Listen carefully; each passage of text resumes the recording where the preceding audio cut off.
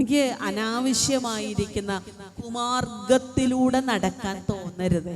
എൻ്റെ ആത്മസുഖം തേടിയുള്ള യാത്ര പരിപൂർണമായും ധർമ്മത്തിൽ അധിഷ്ഠിതമായിരിക്കണേ. അധർമ്മത്തിലൂടെ ഇത്തിരി സമയം പോലും എന്നെ നടത്തിക്കരുത്. അധർമ്മത്തിലൂടെ നടത്തിച്ചാൽ നീ അപ്പം തന്നെ എനിക്ക് ശിക്ഷ വിധിക്കുമെന്ന് എനിക്കറിയാം. അതുകൊണ്ടാണ് ഒന്നാമത്തെ പദ്യത്തിൽ തന്നെ കാലാശ്രയമെന്നായി അണയുന്നോർക്ക് അനുകൂലൻ ബാലാക്ഷൻ അധർമ്മിഷ്ഠരിൽ ഏറ്റം പ്രതികൂലൻ എന്ന് പാടിയത്. കാലാശ്രയമെന്നായി അണയുന്നോർക്ക് അനുകൂലൻ. ആർക്കാണ് ഗുരു ഒരു സഖാവായിരിക്കുന്നത്?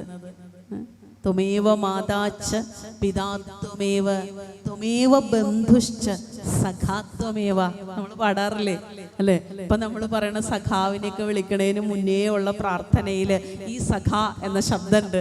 നീ എൻ്റെ സഖാവാണ്, നീ എൻ്റെ കോംറേഡാണ്, നീ എൻ്റെ എപ്പോഴും കൂടെയുള്ള പങ്കാളിയാണ്, നീ എൻ്റെ ദൈവമാണ്, നീ എൻ്റെ അച്ഛനാണ്, നീ എൻ്റെ അമ്മയാണ്. നമ്മളിതൊക്കെ കഴിഞ്ഞ് അവസാനം സമർപ്പണം ചൊല്ലുമ്പോൾ നമ്മൾ ഇതാ പാടുന്നത്. ത്വമേവ മാതാ ത്വമേവ പിതാ ത്വമേവ ബന്ധു ത്വമേവ സഖാത്വമേവ ത്വമേവ വിദ്യ ദ്രവിണം ത്വമേവ. എൻ്റെ സർവധനവും നീയാണ്.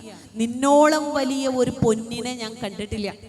നടരാജഗുരു നാരായണ ഗുരുദേവ കൃതികള്, ഈ കുഞ്ഞു പുസ്തകം നടരാജഗുരു ഡോക്ടർ പൽപുവിന്റെ മകനായ നാരായണ ഗുരുദേവന്റെ ദർശനത്തെ ആഗോളതലത്തിൽ പരിചയപ്പെടുത്തിയ, കേരളക്കരയിലല്ല, എറണാകുളത്തല്ല, കേരളത്തിന് പുറത്തേക്ക്, ഭാരതത്തിന് വെളിയിലേക്ക്, യൂറോപ്പിലേക്ക് അന്ന് നാരായണ ഗുരുദേവൻ കൊടുത്ത, ഗുരുദേവന് ദക്ഷിണയായി കിട്ടിയ പണത്തിൽ നിന്ന് 1500 രൂപ എടുത്തു കൊടുത്തിട്ട് നടരാജഗുരുവിനോട് പറഞ്ഞു, തമ്പി നീ പുറത്തു പോകണം, അവിടെ ചെന്നിട്ട് അവിടെയുള്ള ദർശനം പഠിക്കണം, എന്നിട്ട് നാം എന്താണ് പറഞ്ഞത് എന്ന് അവിടത്ത് ഉള്ളവരോട് പറഞ്ഞു കൊടുക്കണം എന്ന്.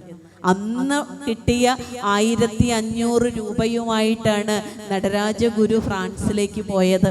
നടരാജഗുരുവിൻ്റെ ആത്മകഥയിൽ നടരാജഗുരു അവസാനം പറയുന്ന ഒരു സത്യപ്രസ്താവനയുണ്ട്, ഒരു കുംഭസാരമുണ്ട്. ഈ ലോകത്തിലെ സകല ശാസ്ത്രങ്ങളും ഞാൻ വായിച്ചു നോക്കി, ഈ ലോകത്തിലെ സകല തത്വചിന്തയും ഞാൻ പരതി നോക്കി, ഈ ലോകത്തിലെ സകല ദാർശനികന്മാരുടെ ദർശനങ്ങളും ഞാൻ പഠിച്ചു നോക്കി, പക്ഷേ എൻ്റെ ഗുരുവായ നാരായണൻ എന്ന നാടൻ മൂപ്പിലാൻ പറഞ്ഞതിനപ്പുറത്തേക്ക് ഒരു തത്വദർശനവും ഞാൻ കണ്ടില്ല എന്ന് ഞാൻ നിങ്ങളെ ബോധിപ്പിക്കുന്നു എന്നാണ് പറഞ്ഞത്. ആ നടരാജഗുരുവാണ് കാന്റിനെയും ബെർട്രൻഡ് റസലിനെയും എല്ലാവിധത്തിലുള്ള ഡെക്കാർട്ടിനെയും റൂസോയും പോലുള്ള മഹാമനീഷികളായിരിക്കുന്ന പാശ്ചാത്യ തത്വചിന്തകന്മാരെയൊക്കെ പഠിച്ച നടരാജഗുരുവാണ് പറഞ്ഞത്, ഈ പുസ്തകം ഉയർത്തി കാണിച്ചിട്ട് പറഞ്ഞത്, ഇത് തനി തങ്കമാണ് എന്ന്, ഇത് തനി തങ്കമാണ് എന്ന്.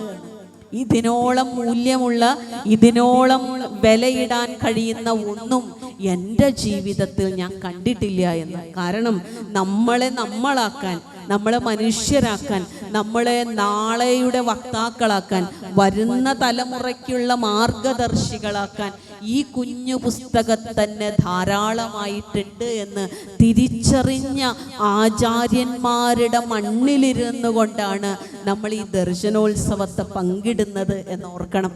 അവരുടെ ത്യാഗവും അവരുടെ സമയവും അവരുടെ സന്യാസവും മാനവരാശിക്ക് വേണ്ടി ബലി ചെയ്തത് കൊണ്ടാണ് നമ്മൾ ഇതൊക്കെ ഇരുന്ന് വീണ്ടും വീണ്ടും കേൾക്കുവാനും പ്രചരിപ്പിക്കുവാനും പഠിക്കുവാനുമുള്ള അവസരം ഉണ്ടായതെന്ന് ഓർക്കണം. ഇത് അവരുടെ വാക്കുകളാണ്. ഗുരുദേവ കൃതികൾ തനി തങ്കമാണ് എന്ന് പറഞ്ഞത് നടരാജഗുരുവാണ്. ആ സ്നേഹവാത്സല്യങ്ങൾ ആവോളം ഏറ്റുവാങ്ങിയ ഒരാളാണ്.